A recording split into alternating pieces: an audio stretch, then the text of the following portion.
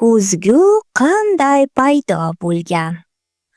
Ma'lumki, har bir inson o'z aksini ko'rish uchun ko'zgudan foydalanadi. Ko'zgularning paydo bo'lishi juda qadimga borib taqaladi. Ko'zgu ixtiro qilinmasidan oldin odamlar o'z aksini dastlab soyning toza va tiniq suv sathi orqali ko'rib turishgan.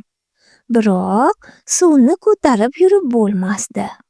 Shu bois odamlar bronza va kumush ko'zgular yaratishga urinishgan.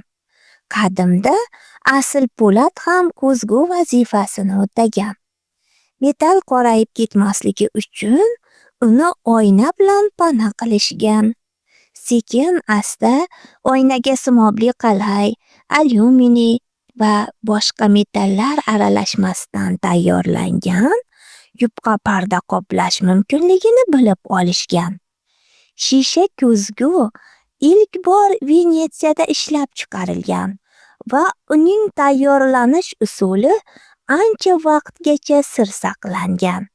Keyinchalik venetsiyalik bir necha nafar usta shishali ko'zgu tayyorlash sirini fransiyalik Pol Jerar ismli savdogarga aytib qo'ygan. Oqibatda bu ishlari uchun ustalarning barchasi qatl qilingan.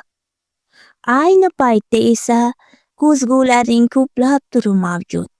Hozirda ko'zgular hamma joyda, uyda, do'konda, transport vositalarida, xullas, kundalik hayotimizda shu qadar keng tarqalgan va talab qilinadigan narsaga aylanganki, hayotimizni usiz tasavvur qilish qiyin.